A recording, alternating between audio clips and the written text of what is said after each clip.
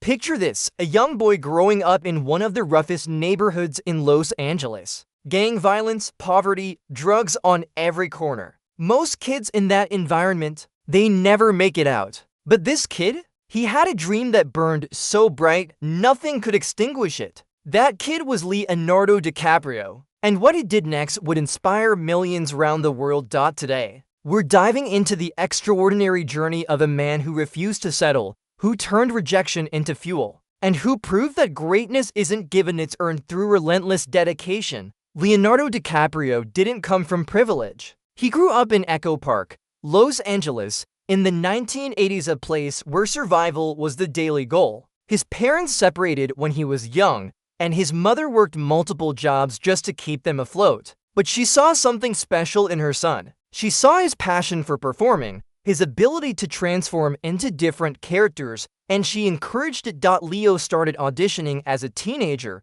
and the rejection was brutal. Casting directors told him to change his name because Leonardo sounded too ethnic. They said he wasn't marketable. They turned him away again and again. But here's what separated Leo from everyone else. He didn't let rejection define him. He let it refine him. When he finally started landing roles, he didn't chase the easy path. At 17, he could have taken any teen heartthrob role thrown his way. Instead, he chose What's Eating Gilbert Grape, playing a mentally disabled teenager opposite Johnny Depp.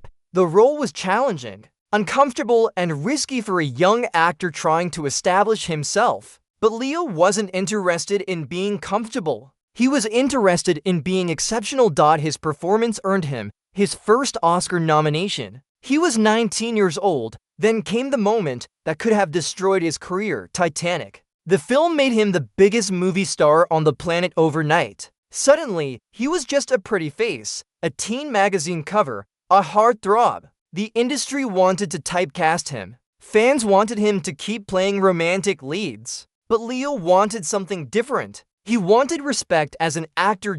So he did something radical. He walked away from the easy money. He turned down roles that would have paid him millions to work with visionary directors like Martin Scorsese, Christopher Nolan, and Quentin Tarantino. He chose complex, difficult characters: a con artist with obsessive-compulsive disorder, a slave plantation owner, a man trapped in dreams within dreams. He took pay cuts to work on passion projects. He risked his commercial appeal to chase artistic excellence, and the Oscars? They kept passing him over. Year after year, nomination after nomination. 5 times he was nominated. 5 times he went home empty-handed. The internet made memes. People joked about it. But Leo, he kept showing up. He kept delivering performances that left audiences breathless, because here's what Leonardo DiCaprio understands that most people don't. Success isn't about external validation. It's about internal standards.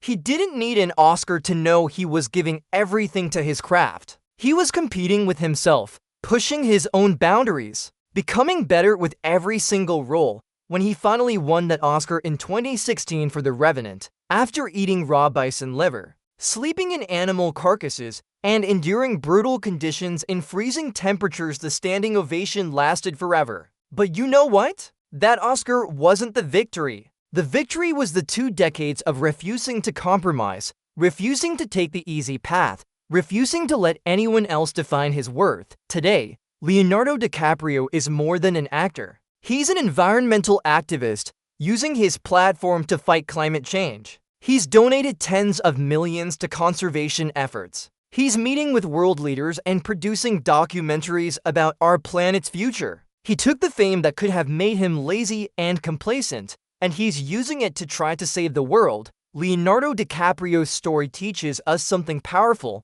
Your circumstances don't define you. Your setbacks don't define you. Other people's opinions don't define you. What defines you is what you do when the world tells you no. What defines you is whether you choose the easy path or the excellent one. What defines you is whether you give up or keep showing up.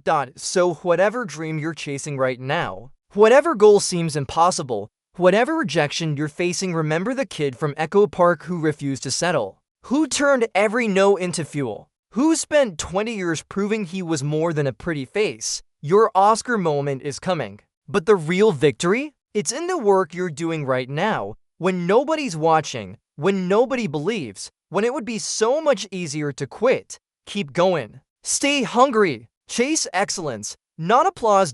Because greatness isn't given, it's earned.